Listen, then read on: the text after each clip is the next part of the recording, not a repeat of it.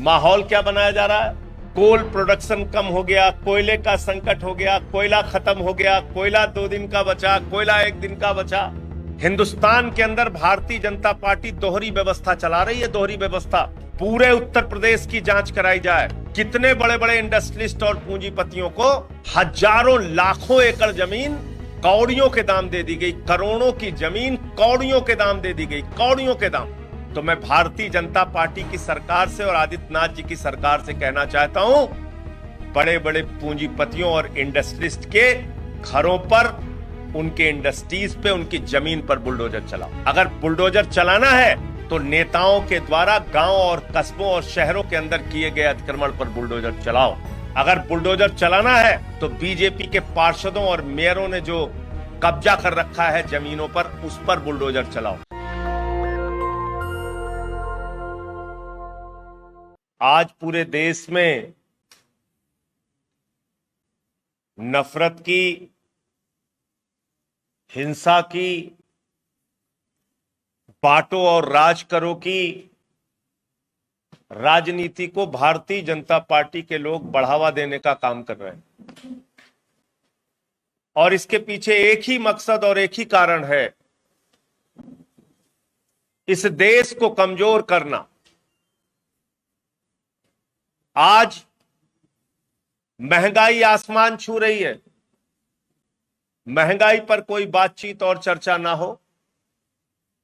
बेरोजगारी के कारण हरियाणा का नौजवान, उत्तर प्रदेश का नौजवान फांसी लगा के मर जाता है।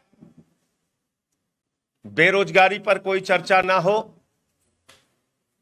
स्कूलों की बदहाली, अस्पतालों की बदहाली खुद भारतीय जनता पार्टी के मंत्री स्वीकार कर रहे हैं,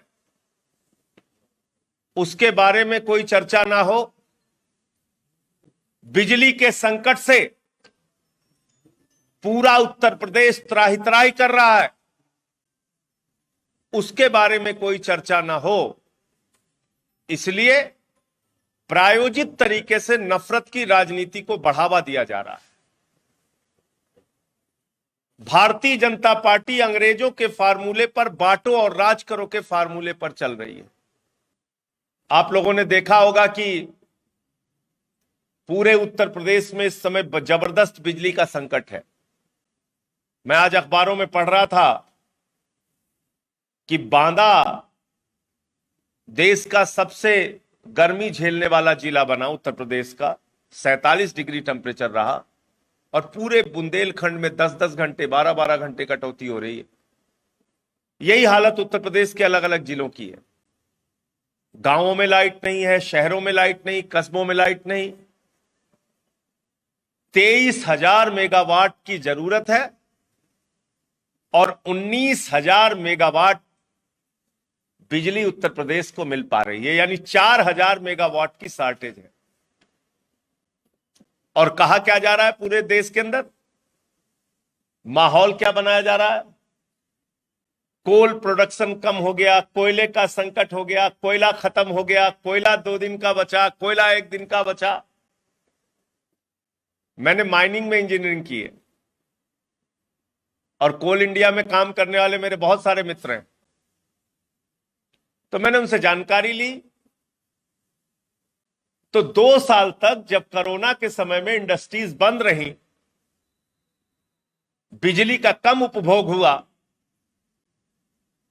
उस समय में कोयले का प्रोडक्शन बंद नहीं हुआ, कोयले का प्रोडक्शन जारी था। कोरोना के संकट के समय में इंडस्ट्रीज बंद रही, लेकिन कोयले का प्रोडक्शन रुका नहीं, कोयले का उत्पादन जारी था। और कोल इंडिया दुनिया की नंबर 1 कंपनी है कोल उत्पादन के मामले में, और भारत पूरे दुनिया में तीसरे नंबर पर कोल उत्पादन के मामले में। ऐसे देश में कोयले का संकट पैदा हो गया। कोयले का इतना स्टॉक होता है कोल इंडिया के पास, कोयले का संकट कैसे पैदा हो गया?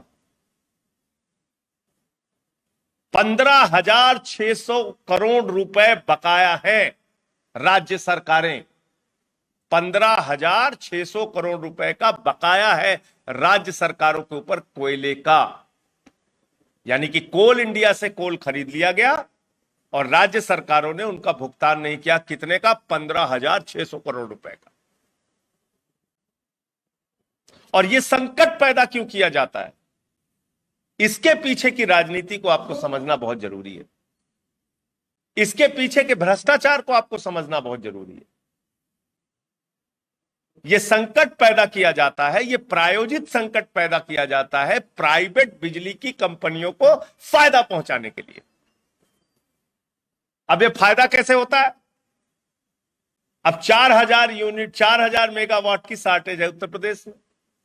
अब ये 4,000 मेगावाट की जो खरीद होगी प्राइवेट कंपनियों से एक्सचेंज में, वो होगी 17 रुपए यूनिट, 20 रुपए यूनिट, 22 रुपए यूनिट, 25 रुपए यूनिट, अनाप शनाप तरीके से। क्योंकि कोयले का संकट पैदा कर दिया गया, बिजली की जरूरत बढ़ गई है, बिजली की जरूरत पूरी हो नहीं रही है, तो साहब हमें तो प्राइवेट से खरीदना पड़ेगा, अडानी से खरीदना पड़ेगा, उनकी पावर कंपनी से खरीदना पड़ेगा, और वो आपको इस संकट की घड़ी में पर यूनिट देंगे 17 रुपए, 20 रुपए, 22 रुपए। और उसकी वसूली किससे होगी? हमसे और आपसे वसूली होगी। यह है भ्रष्टाचार का पूरा खेल। और इसलिए मैं कहना चाहता हूं कि वो भारतीय जनता पार्टी और आदित्यनाथ जी की सरकार जो चुनाव के पहले कहती थी हम उत्तर प्रदेश के लोगों को फ्री बिजली देंगे। एक कहावत है हम लोगों के यहां कि देखा देखी पाप, देखा देखी पुण्य। तो आम आदमी पार्टी ने कहा कि हम 300 यूनिट बिजली फ्री देंगे, तो भाजपा भी कहने लगे हम भी फ्री देंगे, हम भी फ्री देंगे। फ्री देने के लिए नियत होनी चाहिए, योजना होनी चाहिए, समझ होनी चाहिए। आप में ना योजना है, ना समझ है, ना नियत है। फ्री बिजली तो दूर की बात है, बिजली गुल कर दी आपने, बत्ती गुल कर दी पूरे प्रदेश की। तो यह प्रायोजित संकट है, इसकी जांच होनी चाहिए। कोयले के प्रोडक्शन की हिंदुस्तान में कमी हो जाएगी, कोयले का संकट हिंदुस्तान में खड़ा हो जाएगा, यह सहज रूप से विश्वास करने वाली बात नहीं है। भारत दुनिया के कोयला उत्पादन के मामले में सर्वोच्च देशों में से एक आता है। 3 देशों, अगर टॉप के 5 देश होंगे तो उसमें से तीसरा चौथा नंबर भारत का है। अब इस कोयले के संकट के नाम पर जो कुछ भी हो रहा है उसकी एक जांच होनी चाहिए। और अंत में मैं एक बात कह के अपनी बात को खत्म करूंगा। इस समय पूरे प्रदेश में बुलडोजर राजनीति चल रही है और बुलडोजर राजनीति कहां पहुंच रही है? गरीब की झुग्गी में पहुंच रही है, गरीब की चाय की दुकान पे पहुंच रही है, उसकी रेहड़ी पे जो सब्जी की दुकान लगी है वहां पहुंच रही है। यह बुलडोजर की राजनीति ठेले वालों तक पहुंच रही है। हिंदुस्तान के अंदर भारतीय जनता पार्टी दोहरी व्यवस्था चला रही है, दोहरी व्यवस्था। पूरे उत्तर प्रदेश की जांच कराई जाए, कितने बड़े बड़े इंडस्ट्रियलिस्ट और पूंजीपतियों को हजारों लाखों एकड़ जमीन कौड़ियों के दाम दे दी गई, करोड़ों की जमीन कौड़ियों के दाम दे दी गई, कौड़ियों के दाम। और मैं आपको आंकड़े के साथ बता रहा हूं,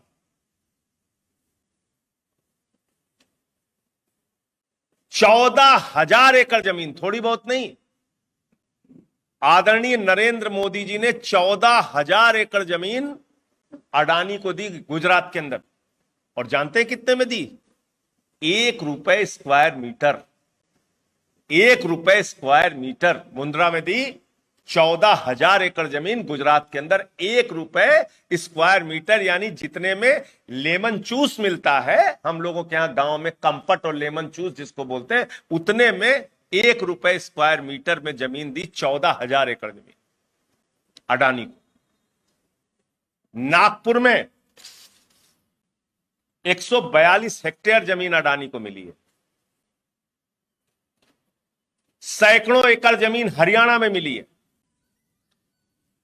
उत्तर प्रदेश में आप जांच कराएंगे, तमाम अधिकारियों का बड़ी बड़ी जमीनों पर अतिक्रमण, तमाम पूंजीपतियों का बड़ी बड़ी जमीनों पर अतिक्रमण, तमाम नेताओं का बड़ी बड़ी जमीनों पर अतिक्रमण। यहां के मेयर, यहां के पार्षदों की जाके घर चेक कर लीजिए। दिल्ली में तो हम लोगों ने चेक किया, मीडिया वालों ने चेक किया, सारे मेयर अतिक्रमण करे बैठे हुए थे। तो अगर बुलडोजर चलाना है तो मैं भारतीय जनता पार्टी की सरकार से और आदित्यनाथ जी की सरकार से कहना चाहता हूं, बड़े बड़े पूंजीपतियों और इंडस्ट्रिस्ट के घरों पर, उनके इंडस्ट्रीज पे, उनकी जमीन पर बुलडोजर चलाओ। अगर बुलडोजर चलाना है तो नेताओं के द्वारा गांव और कस्बों और शहरों के अंदर किए गए अतिक्रमण पर बुलडोजर चलाओ। अगर बुलडोजर चलाना है तो बीजेपी के पार्षदों और मेयरों ने जो कब्जा कर रखा है जमीनों पर, उस पर बुलडोजर चलाओ। शुरुआत वहां से करिए, अपने नेताओं से शुरुआत कीजिए। गरीब आदमी जो ठेला लगा रहा है, चाय की दुकान लगा रहा है, सब्जी बेच रहा है, क्या करना चाहते हैं आप लोग? उसका रोजगार छीन के उसको अपराधी बनाना चाहते हैं? वो अपने परिवार का पेट पालने के लिए कट्टा लेके चोरी करेगा, राहजनी करेगा, गुंडागर्दी करेगा, कैसे पेट पालेगा? मोदी जी तो कहते हैं पकौड़ा बेचो नौजवान को, और आप पकौड़े का ठेला उजाड़ रहे हैं। और इसमें कोई नहीं बच रहा, याद रखिएगा। ये मुसलमानों का नाम तो ले रहे हैं, दिखा तो रहे हैं कि हम मुसलमानों को उजाड़ रहे हैं, मुसलमान, ये सबको उजाड़ रहे हैं। मुसलमान हो, हिंदू हो, गरीब हो, दलित हो, पिछड़ा हो, शोषित हो। ठेले वाला कौन है? सब्जी बेचने वाला कौन है? सोनकर बिरादरी का आदमी, उसकी दुकान उजाड़ रहे हो आप। तो भारतीय जनता पार्टी की राजनीति और बुलडोजर राजनीति जो है, ये इनके हिटलर शाही का प्रतीक है, ये इनके तानाशाही का प्रतीक है, और ये इनकी गुंडागर्दी का प्रतीक है। आम आदमी पार्टी इस प्रकार की सभी गुंडागर्दी के खिलाफ, जहां भी इनकी बुलडोजर की राजनीति चलेगी, गरीब को उजाड़ने का काम किया गया तो हम लोग उसके खिलाफ खड़े होंगे। और ये बुलडोजर गरीब के पेट पर मत चलाइए योगी जी। 2 साल तो उसके रोजगार पर वैसे ही कोरोना में बुलडोजर चल चुका है, उसका घर और रोजगार वैसे ही बर्बाद हो चुका है। अब इस बुलडोजर राजनीति से उसके ऊपर कहर ढाने का काम मत कीजिए। उत्तर प्रदेश की जनता को रोजगार चाहिए, उत्तर प्रदेश की जनता को महंगाई से छुटकारा चाहिए, उत्तर प्रदेश की जनता को बिजली चाहिए, पानी चाहिए, अच्छी कानून व्यवस्था चाहिए। आपके राज में हो क्या रहा है? दोबारा आपकी सरकार बनी, हमने तय किया था 100 दिन तक इस सरकार को बिल्कुल डिस्टर्ब नहीं करेंगे। 100 दिन किसी भी नई सरकार को काम करने का मौका मिलना चाहिए, अपनी सरकार का प्रदर्शन दिखाने का मौका मिलना चाहिए। लेकिन एक ही परिवार के प्रयागराज में ब्राह्मण परिवार के 5 लोगों की हत्या, फिर हफ्ता भर नहीं बीता फिर 5 लोगों की हत्या। आपके खुद गृह जनपद में निषाद समाज के 3 लोगों की हत्या। एक एसआई दरोगा महिला, वो आत्महत्या कर ले रही। बच्चियां बलात्कार का शिकार हो रही हैं, आत्महत्या कर ले रही हैं। इस प्रकार से अगर कानून व्यवस्था उत्तर प्रदेश में चलेगी तो आम आदमी के मन में डर और भय का माहौल जो बना हुआ है, ये दूर होने वाला नहीं।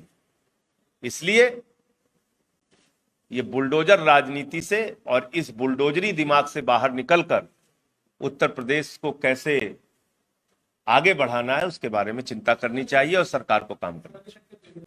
41 साल तक केरला में दुनिया की सबसे बड़ी पार्टी भारतीय जनता पार्टी लड़ती रही और उसको मात्र मिली 1 सीट, इस बार वो भी नहीं मिली। 41 साल तक तमिलनाडु में भारतीय जनता पार्टी चुनाव लड़ती रही, दुनिया की सबसे बड़ी पार्टी। कभी 2 सीट मिली, कभी 1 सीट मिली, कभी 2 सीट मिली, जमानतें जब्त होती रही। और तो और छोड़ दीजिए, 5 साल तक हमारे प्रधानमंत्री आदरणीय नरेंद्र मोदी जी देश और दुनिया के सबसे बड़े लोकप्रिय नेता बताए जाते हैं। 173 सीट पे 2019 में चुनाव लड़े लोकसभा के साथ। कितनी सीटों पे? 173 सीट पे। और आपको मालूम है परिणाम क्या रहा? हमारे परम प्रतापी प्रधानमंत्री प्रचार करने भी गए, 173 की 173 सीटों पे जमानत जब्त हो गई। 0.86% वोट शेयर आया। बंगाल का इतिहास उठा के देख लीजिए बीजेपी का। जनसंघ बताऊंगा तो बहुत लंबा हो जाएगा, इसलिए बीजेपी कह रहा हूं। वर्षों तक इनकी जमानतें जब्त होती रही। हमने उत्तर प्रदेश में शुरुआत की है, एक नई राजनीति की शुरुआत हुई है। जिला पंचायत के चुनाव में हमें 83 सीटें मिली थी और हमने कहा भी था कि बाइपोलर चुनाव हो रहा है, विधानसभा का चुनाव, दो गठबंधन के बीच में, एक सपा एक भाजपा। कहां गई बीएसपी? 1 सीट आई। कहां गई 135 साल पुरानी पार्टी कांग्रेस पार्टी? 2 सीटें आई, 2.5% वोट शेयर मिला। हमारी जमानतें जब्त हुई, हम इसको स्वीकार कर रहे हैं, लेकिन इसके कारण थक के रुक के बैठना ये आम आदमी पार्टी की सोच और विचारधारा नहीं है। हम अपने कार्यक्रम, अपनी नीतियों को लेकर आगे बढ़ेंगे और मुझे पूरा भरोसा है कि विधानसभा चुनाव में जहां हम जाते थे, लोग कहते थे संजय जी इस बार माफ कीजिए, अगली बार आपका साथ देंगे। तो हम तो कहने जा रहे हैं नगर पालिका के चुनाव में कि एक बार आपने मोदी जी को जिता दिया, एक बार आपने योगी जी को जिता दिया, अब ये तीसरी सरकार है नगर पालिका की सरकार। यहां आम आदमी को मौका दे दीजिए, केजरीवाल जी को मौका दे दीजिए। हम अच्छा काम करके दिखाएंगे। नेशनल दस्तक की आपसे गुजारिश है कि अगर इसको बचाना चाहते हैं तो नेशनल दस्तक को सब्सक्राइब करने के लिए रेड कलर के सब्सक्राइब बटन को दबाएं, फिर बेल आइकन की घंटी दबाएं। नेशनल दस्तक को बचाने के लिए बहुत जरूरी है कि हर खबर को शेयर करें, लाइक करें, कमेंट जरूर करें।